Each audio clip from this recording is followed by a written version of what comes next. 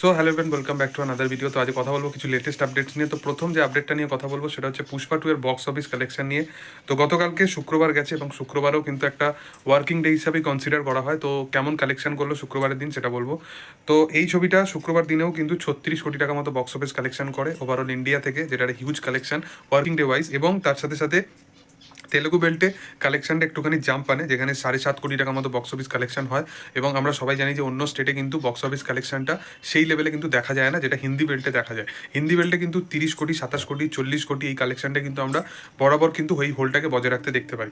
তো এই ছবিটা গতকালকেও কিন্তু হিন্দি বেল্ট থেকে প্রায় 27 কোটি টাকার মতো বক্স অফিস কালেকশন করে। ওভারঅল এই ছবিটার ইন্ডিয়া থেকে যেটা কালেকশন উঠে আসছে সেটা প্রায় 762 কোটি টাকা মতো, যেখানে তেলেগু বেল্ট থেকে 250 কোটি এবং হিন্দি বেল্ট থেকে প্রায় 450 কোটি টাকা মতো বক্স অফিস কালেকশন করেছে এই ছবিটা মাত্র তার 9 দিনে।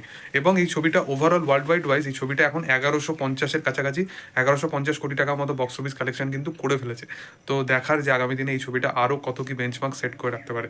এর পরবর্তী যে আপডেটটা নিয়ে কথা বলবো সেটা হচ্ছে যে শাহরুখ খানকে কেন্দ্র করতে। শাহরুখ খানের আপকামিং ছবির লাইন আপ ব্যাপারে আমরা তো জানি যে তার আপকামিং ছবি কিং আসতে চলেছে, এবং কিংয়ের পর তারপরে সে রাজান ডিকে এবং তারপরে সে অন্যান্য আরও দীনেশ বিজয়ন এদের মতো পরিচালকের নামও কিন্তু উঠে আসছিল শাহরুখ খানের সাথে কোলাবোরেট করার জন্য। কিন্তু অ্যাটলি রিসেন্ট টাইমে সে একটা ইন্টারভিউতে বলে যে সে একটা বড় লার্জ স্কেলে একটা সে মাস ফিল্মের কথা ভাবনা চিন্তা করছে। মেবি সেটা জওয়ান 2 হতে পারে, এবং সেই ছবিটা সে শুধুমাত্র প্ল্যান করছে শাহরুখ খানকে নিয়ে করার জন্য। তো দেখার যে জওয়ান 2 যদি আগামী দিনে হয়, সেটাই কিন্তু একমাত্র ওয়ান অফ দ্য ছবি যেটা ক্যাপাবিলিটি রাখে যে পুষ্পা 2 এর রেকর্ডটাকে ব্রেক করার মতো। দেখার যে সেটা কী হয়। এবং এর পরবর্তী যে ছবিটার কথা বলবো সেটা হচ্ছে খাদান নিয়ে। তো খাদানের যেটা আপডেট উঠে এসেছিলো সেটা হচ্ছে খাদান তো আর মুক্তি পেতে মাত্র 5-6 দিন বাকি আছে। তো খাদানের যেটা আপডেট উঠে এসেছে সেটা হচ্ছে 14 তারিখ থেকে 15 তারিখ বা 16 তারিখ, এই 3 দিনের ভেতরে খাদানে কিন্তু ট্রেলার আসতে পারে। তো যেহেতু 15 তারিখটা ধরা হচ্ছে, কারণ আজকে যদি ট্রেলারটা আসতো তো গতকালকে কিছু একটা প্রোমো বা কিছু একটা তারা অ্যানাউন্সমেন্ট করে দিত। তো সেরকম কিছু অ্যানাউন্সমেন্ট এখন অবধি আসেনি, কিন্তু আজকে যদি ধরা চলে তো আজকে হয়তো খাদানের ট্রেলারে অ্যানাউন্সমেন্ট আসতে পারে। যদি সব কিছু ঠিকঠাক থাকে তাহলে আগামীকাল কিন্তু আমরা খাদান ছবির ট্রেলার দেখতে পাবো।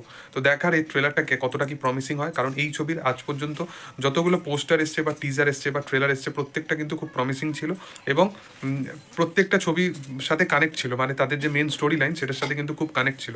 দেখার যে আগামী দিনে কী হয়। তো যাই হোক, এটাই ছিল বক্তব্য বা এটাই ছিল আপডেট। তোমাদের কি বক্তব্য অবশ্যই কমেন্ট সেকশনে আনতে পারো। ভিডিও যদি ভালো লেগে থাকে লাইক শেয়ার সাবস্ক্রাইব করে দিও। Thank you all, by.